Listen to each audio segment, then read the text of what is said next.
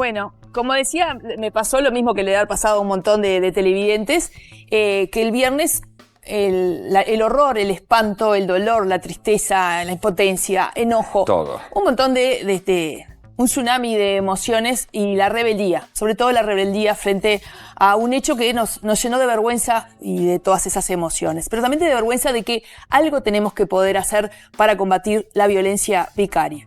Y lo primero que tenemos que hacer, me parece, es conocer y sobre los hechos atacar. Veníamos trabajando con las diputadas Margarita Lipschitz y Tatiana Antúnez con un grupo de madres que ha sido afectada por la ley de tenencia compartida, que han sido apartadas de sus hijos por orden judicial y los hijos quedando en manos de hombres violentos.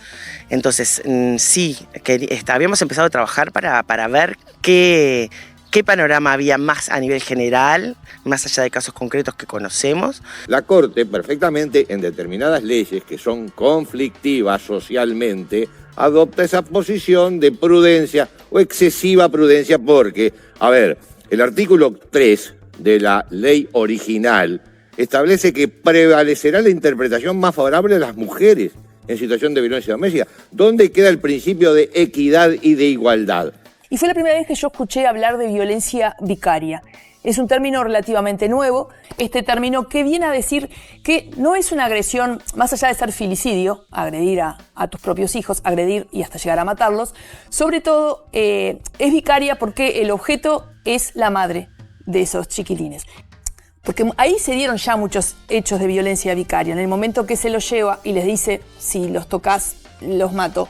En el momento que se los lleva, y en la forma que también se lo lleva, y esa frase fatal que da, también ya ahí hay violencia vicaria, más allá del desenlace final.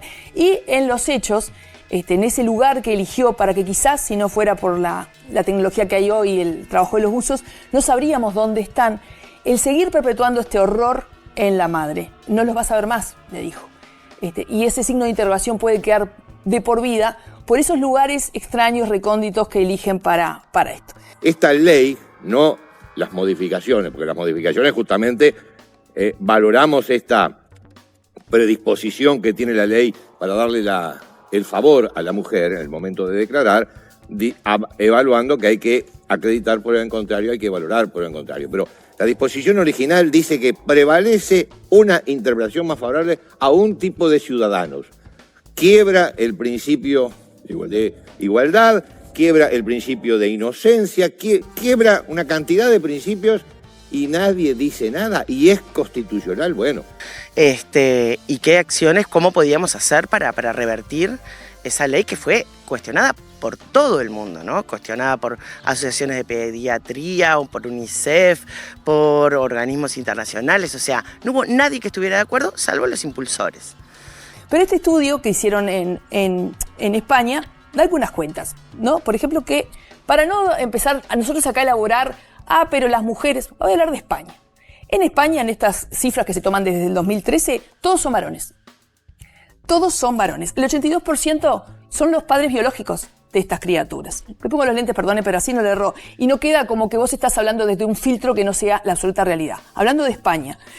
La mayoría, para poco tiempo de la separación, cada uno hace el link, sin consumo de sustancias o discapacidad mental, solamente mental o intelectual. El 6% de estos casos tiene algo que se podría explicar, que pudieran explicar un hecho como el de esta característica. Un 74% de esos varones había ejercido violencia de género contra la madre. Y un 60 había dicho algunas frases como esta: te voy a dar donde más te duele, despedite porque no lo vas a ver más, te voy a quitar a los niños. Entonces, y también muchos de estos casos tuvieron esa planificación desde la compra de un arma hasta elegir un lugar recóndito. Y yo lo leía, el estudio esto, y no podía creer que estuviera leyendo esto cuando hacía minutos habíamos sabido, ¿no? Pero este estudio, más allá de lo numérico, saca algunas conclusiones de qué podemos hacer para que no suceda más. La primera, rechazar cualquier manifestación negacionista de la violencia de género. Hola, este fin de semana. Hola. Ese es el número 1. Número 2. Cuando un hombre amenaza a su mujer con quitarle a sus hijos, está dando claras señales de violencia vicaria.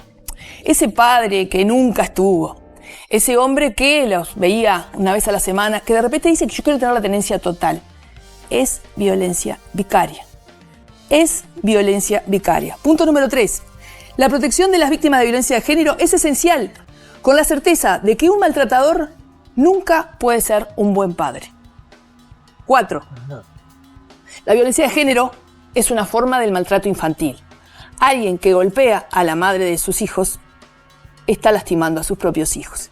Y el 5, en el estudio no hay ningún dato sobre los niños. A partir de la colaboración de algunas valientes madres que sobrevivieron a esto y que pasaron por encima de su dolor para dar testimonio, y de algunos datos que se tienen también sobre testigos cercanos, estos niños estaban muy unidos con su mamá y muy unidos entre sí, como esos niños de la guerra que refuerzan sus vínculos para defenderse de un enemigo común.